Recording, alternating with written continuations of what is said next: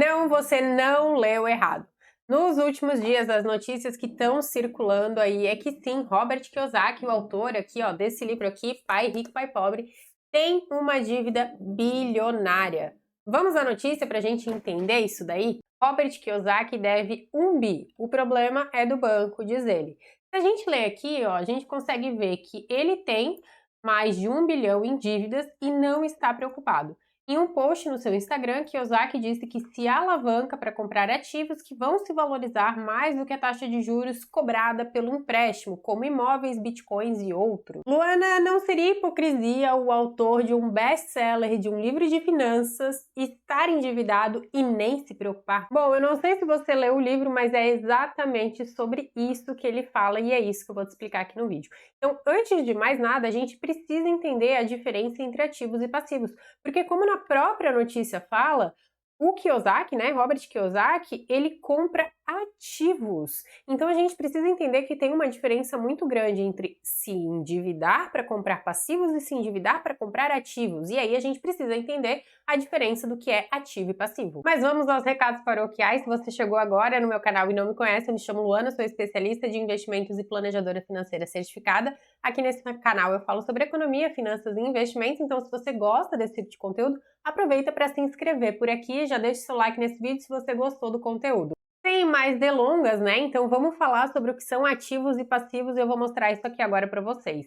Eu fiz esse desenho aqui, onde toda essa parte em verde são os ativos, né? Então aqui a gente pode considerar aqui que nós temos os ativos. E aqui nós temos tudo aquilo que são os passivos. O que a gente precisa entender com isso? Que os passivos são todos aqueles bens que você tem que te geram despesas. Então aqui o que a gente pode considerar? Um carro, ele é considerado um passivo, a nossa casa própria é considerado um passivo, imóveis que não nos geram renda, por exemplo, uma casa da praia, um apartamento na praia, onde eu não alugo por Airbnb, eu não coloco para alugar por temporada, eu não faço nada. Esse imóvel ele fica fechado o ano inteiro e só é aberto quando eu vou utilizar esse imóvel. Então ele é considerado um passivo. O que mais que pode ser considerado um passivo aqui? Tudo aquilo que não coloca receita no seu bolso e tira recurso financeiro do seu orçamento. Mas por que que isso daqui, essas coisas aqui tiram recursos financeiros do seu orçamento? Simples. O carro, a gente precisa pagar manutenção, a gente precisa pagar IPVA, a gente precisa, para andar com o carro, pagar gasolina. Nós precisamos também pagar a questão de óleo, né? Toda a questão que entra aqui como manutenção também. Então, tudo isso, de forma recorrente, tira dinheiro do nosso bolso. Se esse carro ele for financiado, além de tudo, a gente tem uma dívida a pagar por esse carro, que aí seria a questão dos juros que eu pago em cima desse dinheiro que eu peguei emprestado para comprar esse passivo.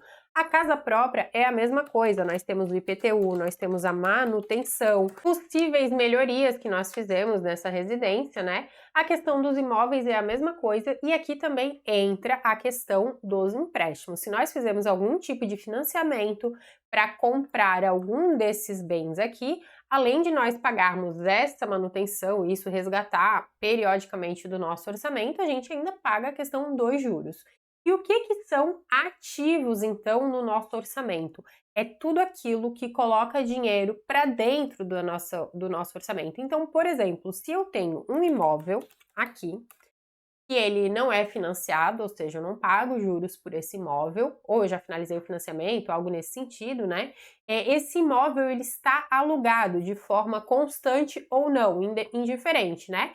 Este imóvel é considerado um ativo, porque ele coloca receita para dentro do meu orçamento. Se, por exemplo, eu tenho, vou dar um exemplo aqui, se eu tiver uma lancha e essa lancha eu utilizar única e exclusivamente para mim, ela vai entrar como um passivo. Mas se essa lancha aqui eu alugo, eu disponibilizo para pessoas fazerem passeios e eu recebo dinheiro com isso, isso é considerado um ativo. Se, por exemplo, eu tenho investimentos, vamos supor aqui que eu tenha ações negociadas na Bolsa de Valores, isso é considerado um ativo, porque de forma periódica essas ações elas podem ou não pagar dividendos e elas têm a valorização com o passar do tempo, então é considerado um ativo, ela não tira dinheiro do meu orçamento. E qual que é o grande problema aqui? A maior parte da população trabalha para adquirir passivos, né? Ou seja, tudo aquilo que vai continuar tirando dinheiro do seu orçamento. E Robert Kiyosaki, tanto no seu livro como depois, eu já vou explicar aqui nesse vídeo para vocês, ele prega que nós devemos trabalhar para comprar ativos, né? Para fazer o dinheiro trabalhar para a gente. Então, nós trabalhamos, nós recebemos dinheiro e nós compramos ativos que vão nos gerar mais dinheiro. E é assim que esse ciclo funciona. E aí, o que isso tem a ver com a questão do endividamento do Robert Kiyosaki? A questão aqui, como na própria reportagem a gente pode observar, é que Kiyosaki ele faz, né, ele se endivida, ele faz financiamentos para comprar ativos, ou seja, para adquirir bens que vão gerar mais renda para ele. E aí aqui a gente não pode esquecer de um conceito importante. Inadimplência é diferente de endividamento. Então, qualquer pessoa que tenha um financiamento, um empréstimo ou até mesmo que tenha compras parceladas no cartão de crédito é considerado uma pessoa endividada. Agora, aquela pessoa que não paga ou a fatura do seu cartão de crédito ou que deixou atrasar uma parcela do seu financiamento, aí essa pessoa é uma pessoa inadimplente. E aqui a gente não está vendo que o Robert Kiyosaki está inadimplente, ou seja, ele tem sim contratado empréstimos, porque ele tem dívidas, né? Mas ele não está deixando de pagar os seus empréstimos. E aí aqui tem mais um outro ponto. A grande maioria das pessoas contrata empréstimos e financiamentos para comprar passivos. E o que o Robert Kiyosaki diz é para a gente fazer exatamente o contrário. Porque a partir do momento onde nós contratamos empréstimos para adquirir passivos, nós estamos pegando dinheiro emprestado a uma taxa de juros, porque esse dinheiro não é de graça, para comprar coisas que vão corroer ainda mais o nosso orçamento. E o Robert Kiyosaki ele faz exatamente o contrário, né? Ele contrata algum tipo de crédito para comprar algo que vai gerar renda para dentro do seu orçamento. E aqui ele deixa bem claro, né, que é preciso avaliar, não é para pegar qualquer tipo de crédito, né? Esse ativo que ele está comprando, ele precisa trazer uma receita superior àquela parcela que ele paga para adquirir esse ativo, ou então a valorização desse ativo precisa ser superior à taxa de juros desse crédito que ele contratou para adquirir esse ativo. E provavelmente você já deve ter ouvido sobre o termo corrida dos ratos. E o Robert Kiyosaki usa muito esse termo no seu livro, que é a corrida dos ratos. O que é isso, né? A pessoa, ali ele chama, como o nome do livro é pai rico, pai pobre, aqui na história existe um pai que é rico e um pai que é pobre, né? Não que a pessoa, nenhum dos dois tenha mais dinheiro que o outro, mas são hábitos. Então ele diz que um é o hábito de riqueza e o outro é o hábito da pobreza. Então o que ele diz aqui que seria o hábito do pai pobre? Que é aquele que corre a corrida dos ratos, né? Trabalha, então ele vende a sua hora, ele vende o seu tempo por dinheiro, vendeu o seu tempo por dinheiro, esse dinheiro vai entrar dentro do seu orçamento, só que ele vai consumir com dívidas, com contas a pagar, com gastos para comprar passivos, né? Que são coisas que nos geram mais contas a pagar. E aí o que acontece? Novamente, o pai pobre ou esse indivíduo que tem esse hábito de pobreza vai novamente vender a sua hora, vender o seu tempo para receber dinheiro. Esse dinheiro vai ser utilizado para pagar contas e para comprar passivos que vão gerar mais contas e assim a gente fica na corrida dos ratos eternamente. E o que ele diz que é a questão do hábito de enriquecimento, né? É a gente sair dessa corrida dos ratos. E como a gente faz isso? Existem algumas formas, uma delas é parar de vender o nosso tempo por dinheiro, então a gente cria estratégias onde o dinheiro ele pode entrar mesmo a gente não precisando vender o nosso tempo para que o dinheiro entre. Vou dar um exemplo, um canal no YouTube onde eu faço um vídeo e a receita vai entrando, vai gerando receita, vai gerando receita. Isso daqui é uma forma de parar de necessariamente vender o meu tempo para receber uma renda. Se eu faço investimentos, por exemplo, investir em ações, investir em fundos imobiliários ou qualquer outro tipo de investimento que me gere uma renda daquele valor investido, isso daí também é algo que eu paro de ter que vender a minha hora para receber dinheiro. Então, a partir do momento que a gente para de vender a nossa hora para receber dinheiro, é uma das formas da gente sair da corrida dos ratos.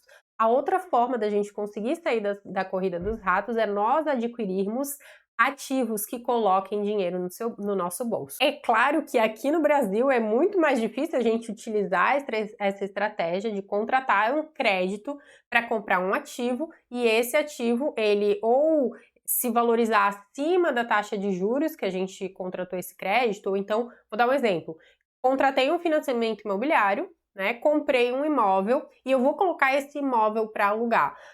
O valor que eu recebo de aluguel, ele precisa ser superior à parcela que eu pago de financiamento imobiliário, porque senão ele não pode ser considerado um ativo dentro do meu orçamento.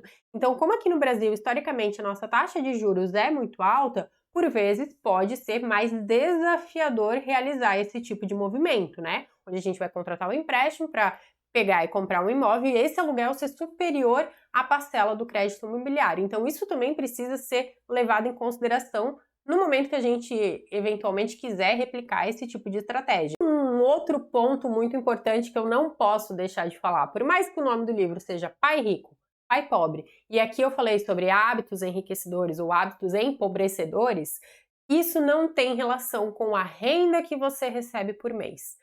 Porque eu já atendi inúmeros clientes, né, tanto nas minhas mentorias quanto nas minhas consultorias. Eu dou mentoria de organização financeira e faço consultoria de investimentos e de organização e planejamento financeiro também. Eu já atendi inúmeras pessoas que têm renda de 50, 60, 100 mil reais por mês e não são ricas. Por quê? O que isso significa? O que eu estou querendo dizer com isso?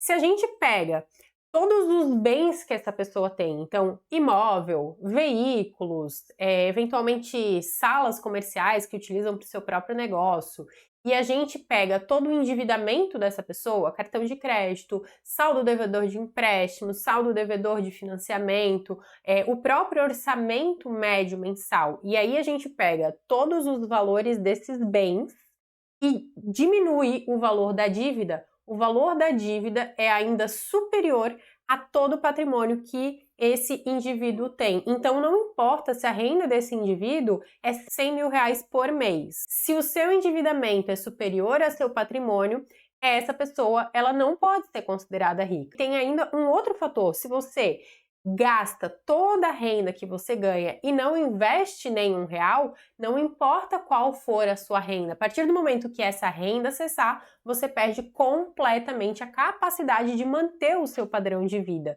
porque você não conquistou nada que realmente te gere renda, você só conquistou passivos que vão continuar tomando do seu orçamento se você não tiver uma renda que pague todas essas dívidas, essas parcelas, tudo isso que come do seu orçamento. Muito importante, então, antes de você sair compartilhando notícias, acreditar em todas essas manchetes sensacionalistas, é você realmente ler na íntegra, entender a questão que isso está te falando, né? E parar de compartilhar coisa que não é verídica. Então, nesse caso aqui, não, Robert Kiyosaki, ele não está inadimplente e ele segue fazendo a estratégia que ele mesmo ensina no livro dele, Pai Rico, Pai Pobre, que é o best-seller. Então, se você vê alguma notícia por aí ou alguém falando, nossa, acho que o pai rico, na verdade, é o pai pobre, então acho que você precisa rever aí o seu conceito, precisa estudar um pouco mais sobre esse assunto, tá? Se você gostou desse vídeo, já deixa seu like, assim o YouTube entende que o conteúdo é bom e entrega para mais pessoas. Se você não é inscrito, aproveita para se inscrever e já aproveita também para me seguir nas minhas outras redes sociais.